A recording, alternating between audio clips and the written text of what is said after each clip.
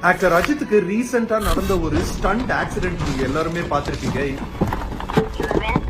அவரோட பர்த்டே.